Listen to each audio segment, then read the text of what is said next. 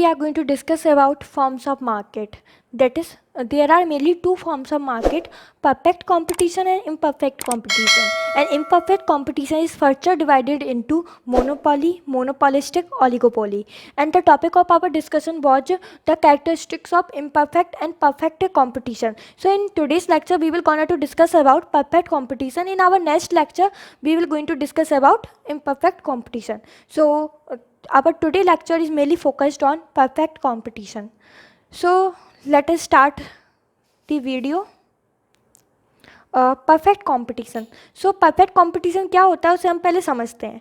Perfect competition market एक ऐसा market होता है जिसमें large number of buyers and sellers होते हैं और जो प्रोडक्ट होता है वो होमोजीनियस होता है और उसकी जो प्राइस होती है वो यूनिफॉर्म होती है होल द मार्केट में और वो केवल एक सिंगल फर्म के द्वारा फिक्स नहीं की जाती, वो एक पूरी इंडस्ट्री के द्वारा फिक्स की जाती है. Okay, so there are very large number of buyers and sellers in perfect competition and the homogeneous product is selled throughout the firm or throughout the market, fixed price by the market, the price is fixed by the market. Okay, in reality perfect competition has never existed.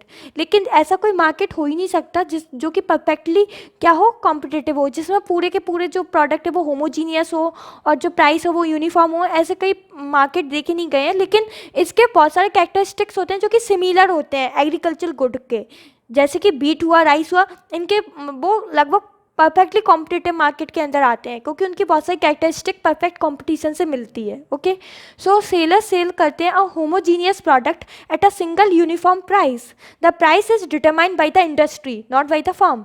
और जो price होती है वो determined होती है किसके द्वारा, industry के द्वारा, किसी एक फर्म के द्वारा नहीं होती. Okay, so the example of this type of market is agricultural good, that is wheat and rice. There are large number of buyer and seller for wheat and rice and the price is not fixed by a single buyer and seller. Instead it is fixed by a whole industry. Okay, अब now we will discuss about features of perfect competitive market. So हमने ये तो discuss कर ही लिया कि perfect competition में very large number of buyer and seller होते हैं और जो प्राइस होती है वो फिक्स्ड होती है, यूनिफॉर्म होती है. ओके, और जो गुड होते हैं और कमोडिटीज होती हैं वो होमोजीनियस होती हैं. ओके, अब इसका इम्प्लीकेशन क्या होता है कि जो नंबर ऑफ बायर सेलर्स होते हैं वो बहुत ही ज़्यादा होते हैं और यदि एक सेलर अपनी कमोडिटी की प्राइस यदि चेंज भी करेगा तो उस प्राइस के चेंज होने के कारण अपनी जो पूरी जो मार्केट स्ट्रक्चर है उस पर कोई फ़र्क नहीं पड़ेगा, जो सप्लाई है उस पर कोई फ़र्क नहीं पड़ेगा क्योंकि इस मार्केट में बहुत ही ज़्यादा लार्ज नंबर ऑफ सेलर्स होते हैं. यदि एक इंडिविजुअल सेलर का कुछ भी उसका कोई इन्फ्लुएंस नहीं होगा मार्केट की प्राइस पर. Okay, so the number of seller is so large that the share of each seller is insignificant in the total supply. Hence an individual seller cannot influence the market price. That is, there is no effect of a individual seller on the market price because there are large number of sellers in the market. So if a individual seller changes price, there is no effect on the whole market price.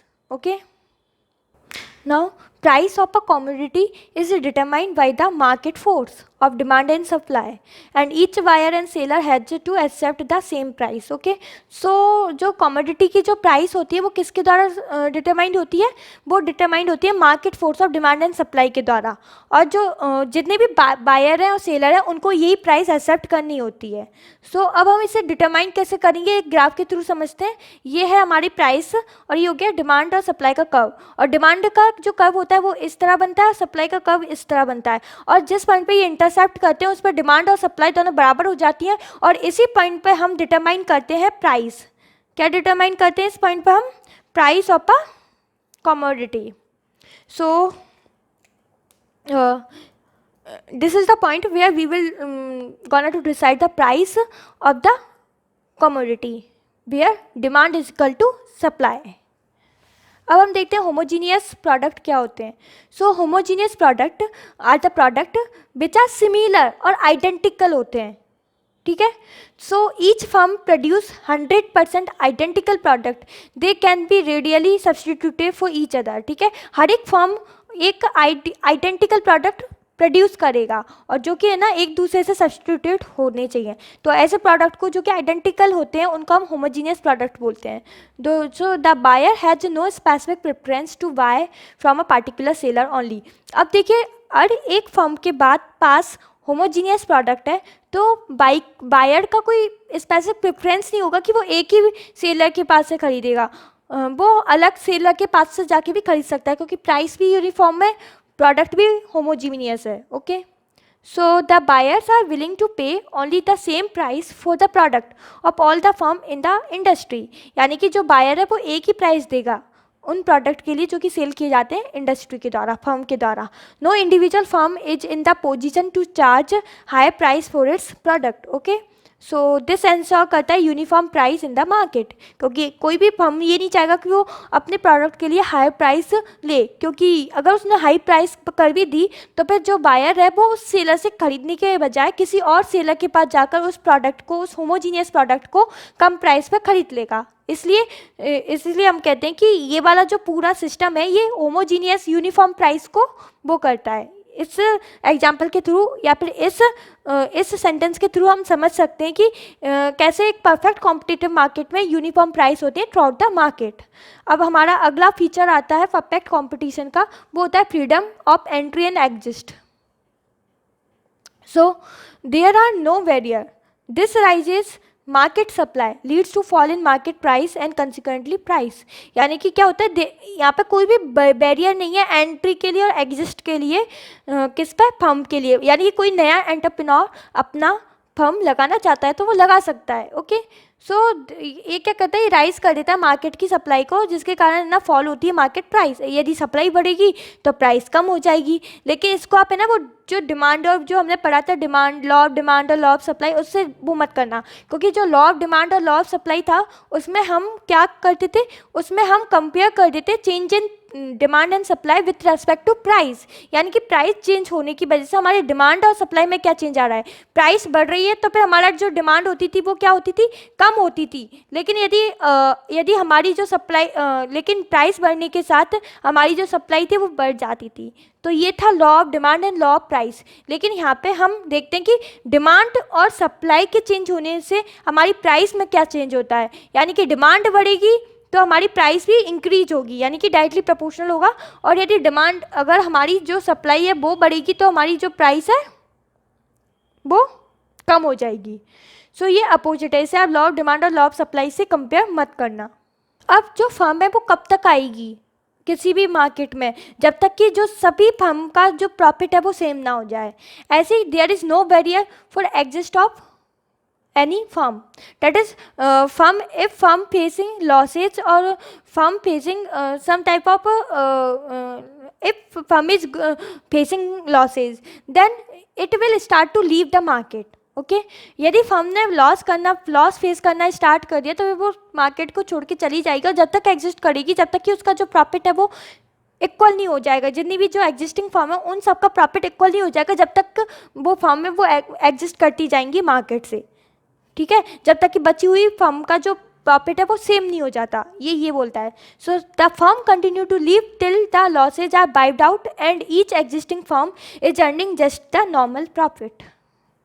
और क्या होता है इसमें, perfect knowledge among buyer and seller, perfect mobility of factor of production. Okay, so there is no geographical occupational restriction on their movement.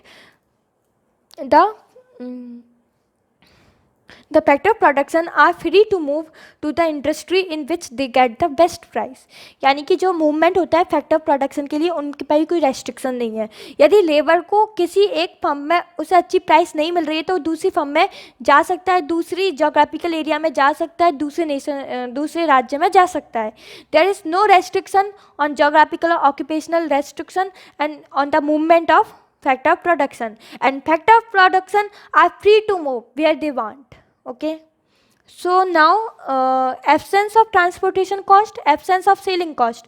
अब इसमें देखिए perfect knowledge होती है among buyer and seller, और जो गुड है वो भी होमोजीनियस है, तो इसमें कोई भी हमें जो सेलिंग कॉस्ट है वो लगाने की ज़रूरत ही नहीं है, एडवर्टाइजमेंट करने की ज़रूरत ही नहीं है, क्योंकि बायर्स को पूरी नॉलेज है उस होमोजीनियस गुड के बारे में, और वो होमोजीनियस गुड सबके पास ही होमोजीनियस है, यूनिफॉर्म है, और उसकी प्राइस भी यूनिफॉर्म है। So there is no need of selling cost.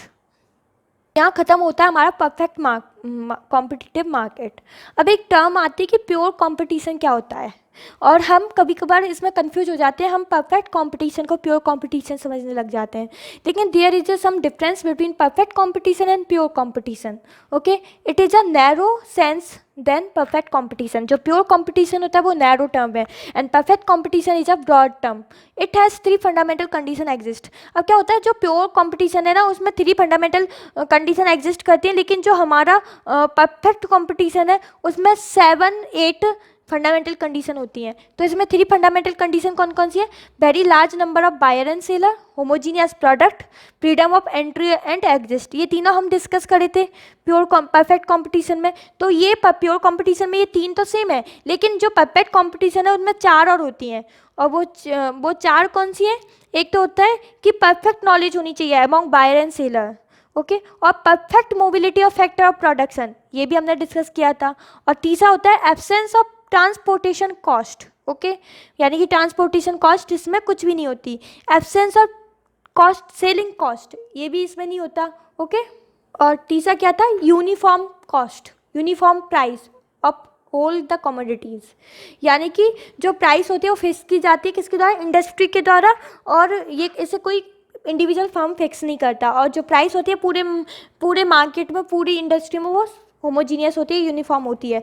तो ये थे हमारे परफेक्ट कंपटीशन के फीचर्स, और इनमें से जो 3 है वो प्योर कंपटीशन में होते हैं। बस इतना ही डिफरेंस है कि जो प्योर कंपटीशन है वो नैरो टर्म है और वो ब्रॉड टर्म है परफेक्ट कंपटीशन, और इसमें 3 फंडामेंटल कंडीशन ही फॉलो होती हैं, जबकि उसमें 8 फंडामेंटल कंडीशन फॉलो होती थी, ओके। सो यहाँ पे ये 8 है, ओके, ये आप नोट्स बनाओ तो लिख लेना।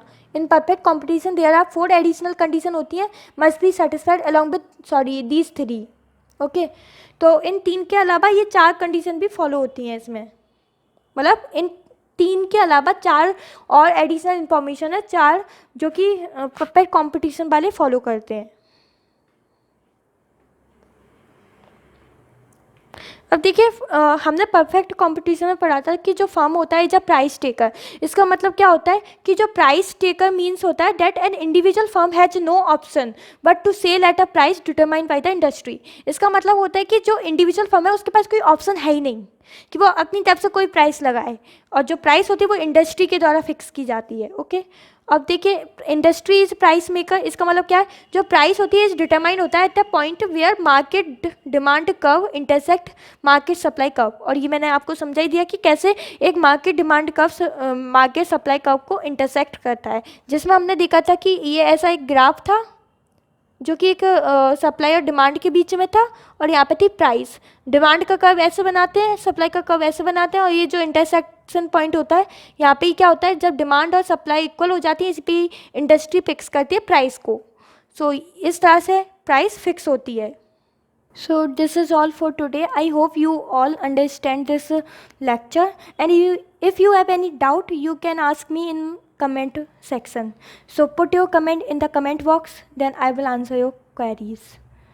So thank you for today's lecture. Thanks for watching.